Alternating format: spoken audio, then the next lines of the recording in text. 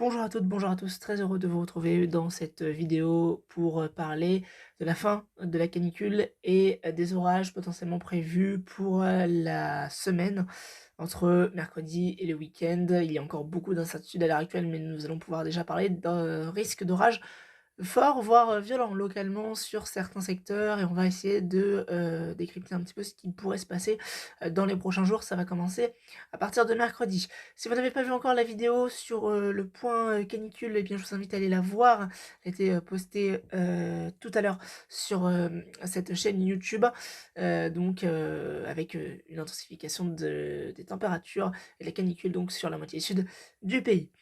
On va donc avoir cette goutte froide qui va arriver, cette dépression qui va arriver dans les prochains jours, qui va nous apporter beaucoup d'instabilité et qui devrait mettre fin à cette canicule. Regardez, en fait, ça va circuler sur le nord de la France et en fait, on va avoir un véritable conflit de masse d'air qui va se mettre en place et ce qui va forcément créer ces orages. Donc, regardez, pour le week-end avec une France coupée en 2, on voit bien l'air plus frais sur la Bretagne et les côtes de la Manche et l'air très, très chaud qui résiste sur la moitié sud du pays avec des pointes à 42 voire peut-être plus attendues localement. Je vous invite à aller voir le point qui a été réalisé à ce sujet.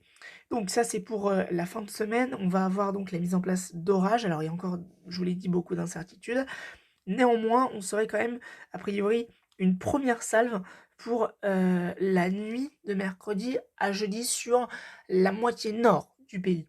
Hem, Notamment du côté de l'est de la Bretagne, en allant jusqu'aux frontières de l'est, en passant par la Normandie et le bassin parisien, puisque cette vague orageuse pourrait être forte, voire violente. On devra confirmer ça avec les mailles fines.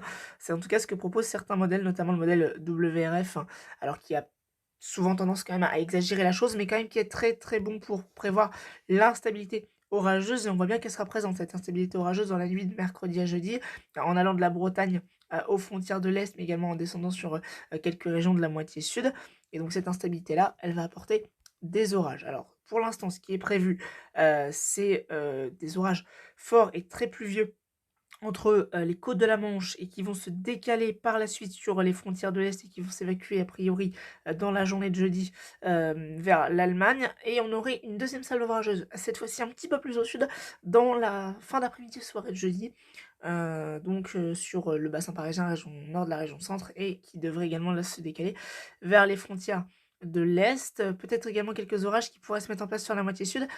Là encore, il y a beaucoup d'incertitudes. On va aller voir le modèle CEP pour comprendre ce qui va se passer. Donc regardez, avec l'arrivée de ces orages déjà, mercredi soir, sur a priori la Gironde, le sud-est du pays, ces orages localisés, donc certains secteurs devraient rester à l'abri.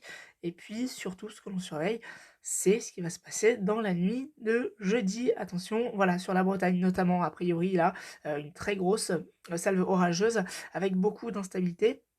Notamment regardez là sur, les Côtes d'Armor, l'Ille-et-Vilaine et ça va se décaler dans la nuit de jeudi, plus à l'est a priori donc sur la Haute-Normandie en passant par la Normandie, la basse Normandie et se décaler par la suite sur les frontières de l'est, tandis qu'au sud on aura quand même encore les fortes chaleurs qui résisteront, hein. Jeudi, les orages ce sera pas pour tout de suite sur la moitié sud puisque jeudi il fera encore très, très chaud, c'est là que l'on pourrait battre de nombreux records. Les orages qui vont quand même a priori se développer en cours d'après-midi sur le sud-est, des orages de chaleur, vous savez, en raison de cette canicule et de cette instabilité. Il faudra confirmer tout ça parce qu'il y a encore des divergences selon les modèles, hein. Certains voient l'arrivée des orages seulement vendredi, samedi, d'autres déjà dès le jeudi comme CEP peut le proposer. Et puis on pourrait avoir une autre salve orageuse dans la nuit de jeudi à vendredi sur le nord-ouest du pays, encore une fois avec des orages, forts, voire, violents donc comme je vous l'ai dit. On va aller, jeter un coup d'œil du côté du modèle, UKV qui est un modèle à maille fine qui ressemble beaucoup à Arome en fait. C'est un modèle qui nous permet déjà de voir à une certaine échéance les précipitations attendues et ce modèle-là, eh bien, il va nous permettre déjà de voir un petit peu ce que pourrait entrevoir Arome, même si les modèles sont tous différents bien évidemment.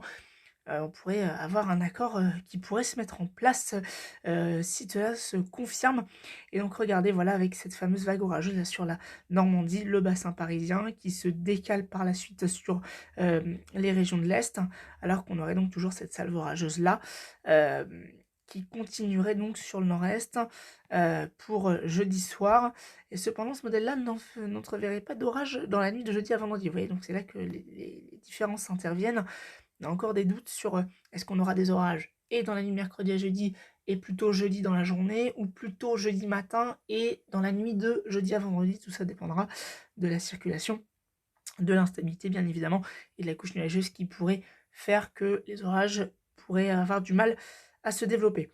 On va également regarder le caractère venteux parce que c'est quand même quelque chose qui réagit sur ce genre d'orage et on va le voir ici avec au passage de ces orages de fortes rafales de vent. Regardez par exemple au nord du Mans ce qui pourrait se passer, regardez avec les rafales attendues en haut à gauche de l'écran, 135 km/h attendues. Alors évidemment, il faudra préciser ça, mais en tout cas, il y a un caractère venteux qui sera surveillé lors de ces orages, puisque on pourrait avoir des phénomènes tourbillonnaires, de la grosse grêle évidemment, de fortes pluies, une activité électrique pardon, très soutenue, et donc forcément, ça pourrait faire des dégâts, notamment en cette période de, de vacances scolaires. Donc voilà ce qui va se passer. Et puis regardez encore une autre salle, donc dans la journée de jeudi, la matinée de jeudi, là sur la Bretagne, en allant vers les frontières de l'Est, c'est vraiment ce secteur-là qui est à surveiller pour le coup. Et puis on va aller voir dans un instant Kéronos qui entrevoit une belle situation orageuse pour les régions de la moitié nord. Ce que je voulais vous montrer sur ces prévisions-là, c'est ce qui vous attend pour le risque supercellulaire, hein. Ces orages, bien évidemment, de type américain que l'on croise plus aux États-Unis, même si bien sûr ça arrive d'en avoir en France, notamment en plein été avec donc des grosses dégradations orageuses. Eh bien, regardez le risque supercellulaire pour, vous savez, cette fameuse salve orageuse pour la nuit de mercredi à jeudi, avec un risque supercellulaire qui sera a priori très marqué sur le nord des Pays de la Loire, la Normandie. Ça va se décaler vers les frontières de l'Est en cours de matinée a priori. Donc en tout cas, la moitié nord est effectivement soumise à ce gros potentiel orageux pour la nuit de mercredi à jeudi, pour la journée de jeudi. C'est en tout cas ce que l'on surveille nous, puisqu'en fait ces régions-là vont être vraiment au cœur du conflit de masse d'air entre l'air frais qui sera sur les côtes de la Manche et l'air très chaud qui résistera sur le sud-est et le sud-ouest.